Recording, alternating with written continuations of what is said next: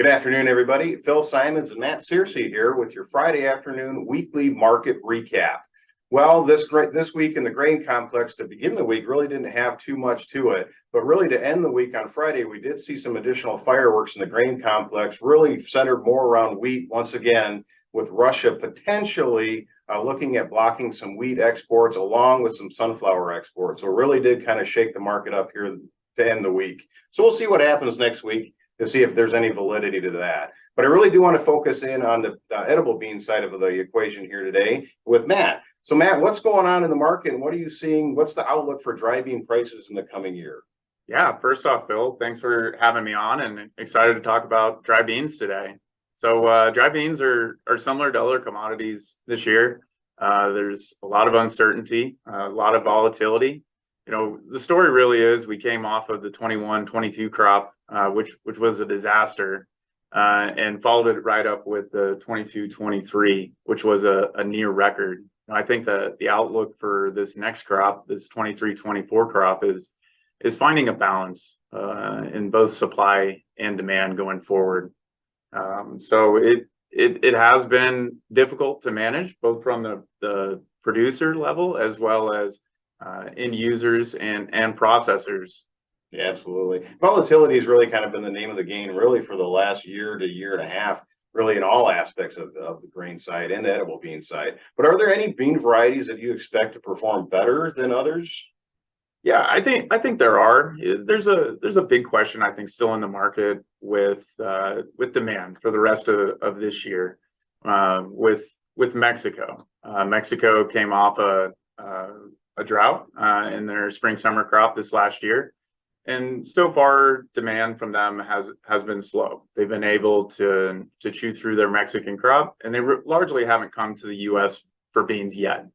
That's not to say that they won't this summer. They could import a substantial and market moving amount.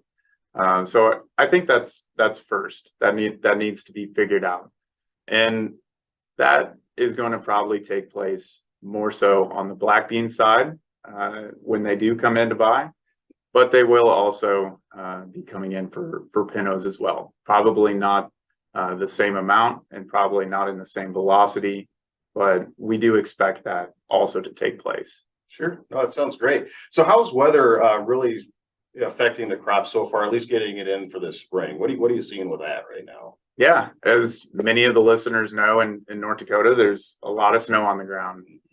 It's been cold. It does appear like we're going to have a later start this spring, but it is a longer growing season, and as many know, the crop gets finished in August and September, and Mother Nature is going to do what she wants to do, and so we'll have to see how that plays out at that time.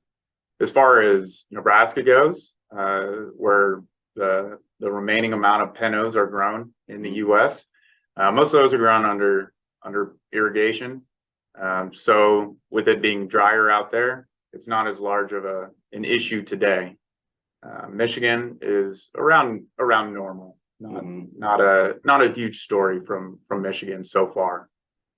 Yeah, well, that's great. I mean, that's a great recap, Matt. I really do appreciate you giving us that wonderful rundown. It's great to kind of look at all aspects of the business, from the grains to edibles to everything. So thanks for the rundown. Really do appreciate that. Other than that, that's about it for the week. I mean, there was a lot of fireworks here to close the week out. In terms of volatility, same thing in the grains, just like Matt was talking about. So be sure to get a hold of your local Columbia Grain merchandiser and get your orders out there and working, because today was just another prime example of the importance of having those orders out there working. Because if they are, doesn't matter what you're doing, you at least have your targets set and in mind. Other than that, that's about it. Have a great weekend, everybody. And remember, the first 5 letters of broker spell broke. Have a great weekend, everybody. We'll talk with you next week.